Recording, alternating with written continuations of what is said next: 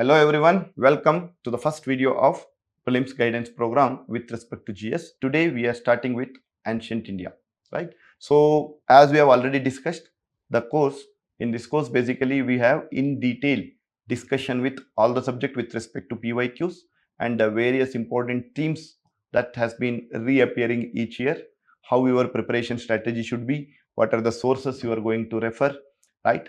All of them you are going to discuss, and we do them in detail. How do we do them? Right? First, we discuss with respect to each chapter what are the PYQ that has been appeared. Now, in this previous year question, there are two things. One, basically the question that has been appeared in civil services. Sometimes, in some of the chapter, the question might not have appeared in civil services. So we cannot say that, we cannot do this chapter at all. So what we'll do, we'll take the questions from CDS and CAPF from the last 10 years and see what is the various dimension in which the question has been asked from that chapter, and we plan accordingly, right? And also it is not just important to understand what are the various themes, what are the various trends is also very important, and how the UPSC is moving with respect to it is also very important. And so that we can the predict what can be little more kind of that preparation has to be prepared in the same theme. If you want to go further, how it has to be prepared, that also we are going to understand, right? Now first and foremost, that is, what are the number of questions that appear in ancient India. Here in ancient India, I am not considering Jainism and Buddhism as a part of ancient India, though it is a part, but I will be covering it under art and culture subject. So keeping that in mind, so if I remove that part, around 4 to 5 questions will appear from ancient India alone. So you can have 5 questions from ancient India alone, right? Now in this 5 questions, 2 to 3 questions are doable from your basic sources. That is your NCERT and the class notes, that whatever the notes that you are having, that will cover around 2 to 3 questions. However, another 2 questions, they are, kind of very hard question, or you can say very difficult question. But, the difficult in the sense that the question itself are not difficult, but the thing is, they have not covered from the sources that you have studied.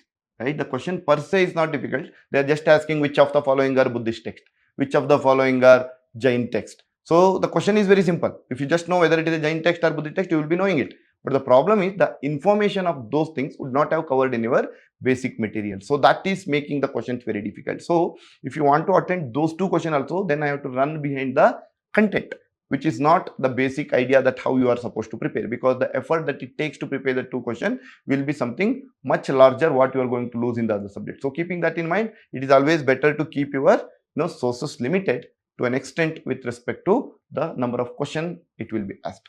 So keeping that in mind, right? So first we'll understand what are the important themes that has been asked, right? First and foremost, the most important theme, if you consider from the UPSC perspective, is Mauryan Empire. Many question has been asked in Mauryan Empire, followed by literary works, or I can say literature, right?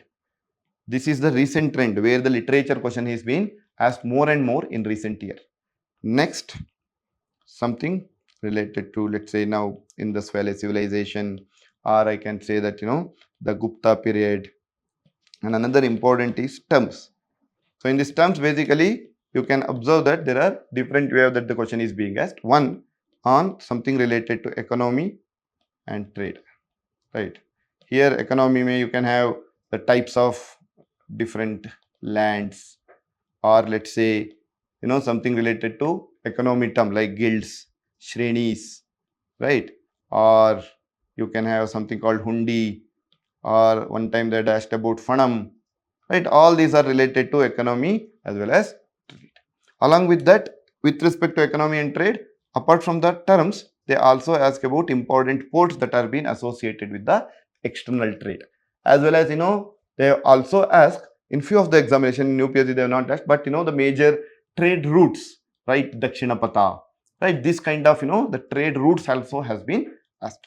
Now along with that, the terms will also asked with respect to administration. Now in the administrative terms will be mostly for the larger kingdom. For all the smaller kingdom, it is not been asked unless it is some unique feature of that kingdom which has not been seen anywhere. For example, Ur and Sabha, that is basically the village, councils which can be seen in the Chola Empire. So that is something, the decentralization idea itself is something new, right? So in that kind of terms has been asked, or in the Sangam literature, the terms has been asked with respect to administration. Other than that, basically, the administrative terms will be mostly related to Mauryas, or in medieval India, it can be about Delhi Sultanate, whoever having that administrative structure on a pan-India basis, right? The regional kingdom ka administrative terms will not be asked as such.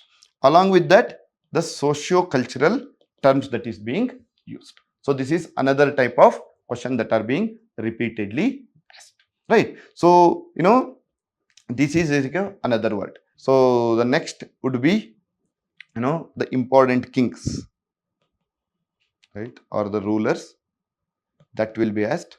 Whoever either contributed with respect to, the expansion of the kingdom, or let's say who have contributed with respect to promotion of culture, right? These are the various themes that has been asked, right? Now, once we are asking about this, our jobs, now let's say if I want to prepare, right? Now I want to refer certain sources. Now, what are the sources? And by understanding these themes, how you are supposed to use that sources, that we are going to discuss. So now, what are the important sources? If I want to understand, then first and foremost, basic materials or basic books that are NCERTs. Now, in this NCERT, there are two books. One, Our Past One from 6th standard, and second, the Themes in Indian History, Part 1. Part 1 of class 12th. Okay. So these are the basic NCERT books that you are supposed to go through. Then once you finish this along with your class notes, you can basically move to, Tamil Nadu State Board book, right? This book is actually covered the history in a very logical, simple language manner. So it makes it gives you a good reading. But with respect to number of questions that is coming, that you cannot expect too many questions from this book also, because this book is also covered to the point, right? So in certain, it is not gone in depth. So if you want to just have that, a feel good reading, right, then you can go through this book, right? Because the themes in Indian history covered more not from the chronological order as such, they have in a different themes, it has been divided and then it has been covered. But if I want that chronological order to study, then Tamil Nadu State Board book would be better. Along with that, the old NCERT, R.S. Sharma, right now it is available in the Oxford publication. This you can go through.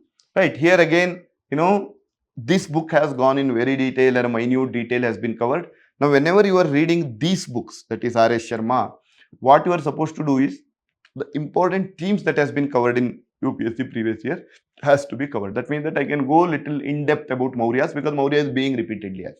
If I want to go in depth about Jainism and Buddhism, because it is being repeatedly asked. In that way, you can cover them. However, again, Paleolithic, within that again there is a upper Paleolithic, middle Paleolithic, lower Paleolithic. That detailing is not required from your prelims perspective. So overall about Paleolithic, Mesolithic, Neolithic, Chalcolithic, right, Megalithic, like that you have the broader understanding what are their features, and with respect to them, what are the various sites that are important. Only that much would be sufficient. So that we'll discuss when we are discussing the prehistoric time, when we are discussing the chapter wise discussion. But however, for those chapters which are repeatedly asked important themes, you can use this book, but not for the others, right? So keeping that in mind, we have to understand.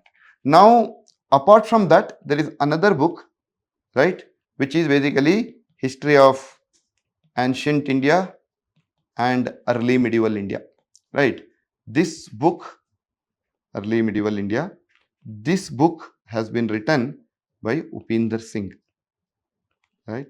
This book is more of an academic book which is studied by most of the professors, including, along with this, the Romila Tapa. This book are something that, most of the professors that they go through for referring the history. And the most of the question, if you look at any question for that matter, would have been covered from these books. However, I don't advise them to read this book, right? Because they are in very much detailed form, and once there for extra 2 questions, as I told you, 2 to 3 questions is anyways doable. For 2 questions, it is not really logical to go through them. However, I also know that these are the books where the question are appearing. So what you can do is you can use this book to an extent that can be beneficial to you. How? One, I am talking about Upinder Singh book, which is available in the PDF format in the internet. You can just download them. So it is available. Now here there are 2 things that are very important. One, they had something called photographs, then maps, then figures. Right? Just go through them. Right? What is that figure? What is it related to? That's it. Not reading the book, but only seeing what is there in the book. Right? Then basically at the end of this book, there is a glossary of terms that has been used. Right? So most of the important terms has been covered here in detail. Right? Again, one liner. What is the meaning of it? The glossary have been given. These 2 things you can use it, but not basically the content wise. You don't need to go through them. So basically, if I want to just summarize, it is about basic NCERTs plus class notes. Then if you want that a kind of one good reading, and if you have not listened to the classes but I just want to go through it, then Tamil Nadu State Board book would be better. And with respect to Tamil Nadu Board, one more thing would be, with respect to Southern Kingdom, it has been covered very well. So, in that perspective, which is also one of the important themes, where we have not talked about it, right? So, there's one more important thing was Sangam age. It's a very, very important theme, right? The Sangam age basically something is very important that you can cover from that book. Other than that, basically that is just to give a good reading, but it will not, you can expect for that 2 extra questions. However, for the important themes, you can go through R.S. Sharma. Only the important repetitive themes you can cover from them. Second, you can also use Upinder Singh, where you have the diagrams, maps and other things can be covered. Even when you are covering diagrams, maps, right? So let's say the Indus Valley civilization, they would have given map. Hundreds of sites would have been given. But you have to understand that if that site is having something defining characteristic, right? Something is known for, Lothal is known for dockyard, or Dolavira is known for water harvesting system, right? Citadel is, Chanodaro is known for, the place without citadel. Like that, if there is any specific or defining characteristic of that place is there, that you have to go through. And second, those sites which comes in the basically the port region, that is, which has been associated themselves with more of the external trade of Harappan people with Mesopotamia people. So that basically the external trade, so the ports have been held, so you can go through the port sites or something very important. Apart from that, you can, you don't need to go in detail with respect to topics of that things, right? So now, if you look at it, basically, you can see here, along with this, the next important thing within these NCERT books will be maps, right? Second, images, and third, the boxes that has been given. So here the specific information will be given, and the most important things would have been covered. For example, if you can see this, 6th standard, our past part 1 book, where we are talking about some important archaeological site, right? With respect to the prehistoric sites, right? Right now up to from 11 to 25, if you consider, there are only 2 questions that has been asked from the prehistoric things, and question are mostly on prehistoric sites itself, right? And that 2 question is not an individual question.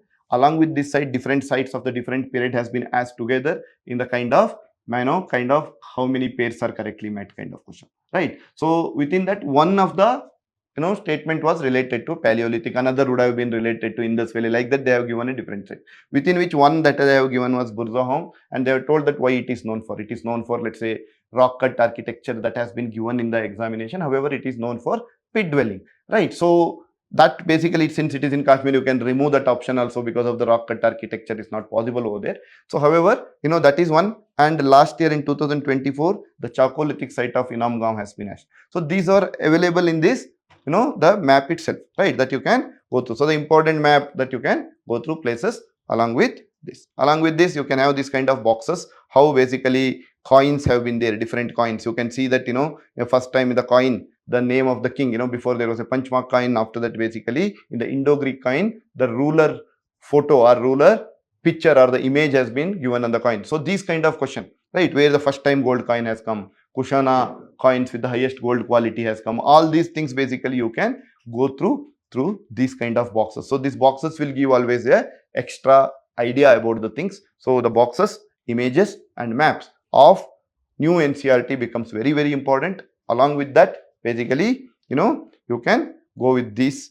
This is the book, basically, the history of ancient and early medieval India, where you can see that basically, this is the photograph, maps and figure. This itself is around, hundreds of photographs are there, hundreds of maps are there. You can just, go through them once. That will add your preparation to a great extent, right? You can see here, right? For example, gold coin of Kushana King Vima, catfishes, right? So these things basically, who is the first one to give, gold coin on his name, right? That is basically the Kushan king, right? So these kind of extra information can be retrieved from this book, and since this book is available on the online for a free download, you can just download, don't buy the hard copy, just go through them. That would be, and since they are having the hyperlink also, you can just click and look into it. That's it about the sources. So keep your sources limited, and then add extra information through the test series. Whenever you are attending the test or giving the test, you might get more extra information, right? So from that you can add the extra thing, but don't run behind the more books just to study, right? Other book which is Poonam Dayal, that book is also good, well organized, you can go through them,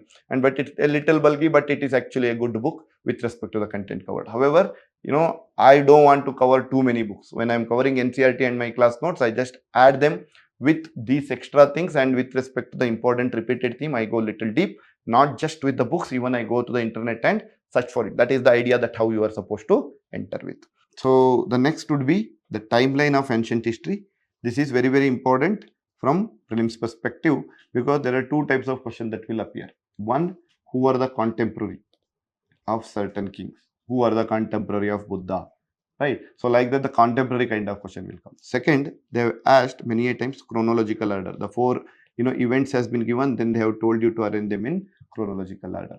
So in that way, basically, it is better that you always understand the chronological order of the kingdoms. One, and when you are studying the chronological order, because in the books how it has been designed, for example, if you see, during Mauryas, let's say, the Sangams were also there, the early Sangam age, and the Mauryas were actually contemporary to each other, right? But in the book, Mauryas will be dealt in the early chapters, and in the last chapter, when every other whole part, even Harshavardhana has been covered, then they will go to the history of South India. Now, in studying in this way, it becomes very difficult sometimes to connect the things. So when you are studying, make sure that if you are studying any kingdom, you always observe that what are the other kingdoms that were in the contemporary era was there, so that you can connect the kings also along with that, right? So in that way, that will be helpful. Point number one. Point number two, basically, don't just study the changes that have happened. I mean, this kingdom has come, then this kingdom has come, like that. Don't study it in that way. Try to understand, right, what has happened with respect to the economical change from one kingdom to other kingdom. Then what has changed in the political system, what has changed in societal level with respect to the customs and other things, right? In this way, when you are studying the transition along with the effect of the transition from one period to other period, it becomes easy to observe the concepts, right? So in that way, basically, you are supposed to understand. For example, let's say post Mauryas, right? Mauryas were completely centralized in their polity administration, and then followed by various kingdom post Maurya. They have started giving, since they were a small kingdoms, like Shungas, Kanvas, Kushanas. So what they have done is they started the practice, right? Sadavahanas. They have started giving basically the land grants. So which has further led to from centralized to more of a feudal system. The culmination of this feudal system can be seen as in the decentralized system that can be seen during the Gupta period. So like basically how the things have changed from one phase to other phase, and how it has been led to various decline in the trade has happened. All of these things basically has to be understood. Then basically it make all the sense in the studying of the history, right? So we have understood the timeline approach, how you are supposed to study, from where you are supposed to study, what is the weightage of the ancient India, and what should be your approach, so that you make the maximum out of the effort that you put, right? So keeping that in mind, in the next video that is being released tomorrow, we will have PYQ analysis chapter wise, and what are the various questions that has been asked, what are the various dimensions that has been covered, what should be your approach and for each chapter. So in the tomorrow's video, we will have from sources of Indian history till Mauryan period, and on the Saturday's video we will have post Mauryas to the end of the ancient Indian history, right? So on next Thursday you will have test on the same ancient Indian history, and the question will be taken only from the sources that will be referred by UPSC paper setters, that is the standard books NCERTs, along with that the standard books, right? So All the best. Let's begin this journey with a positive note. All right. See you soon. Thank you.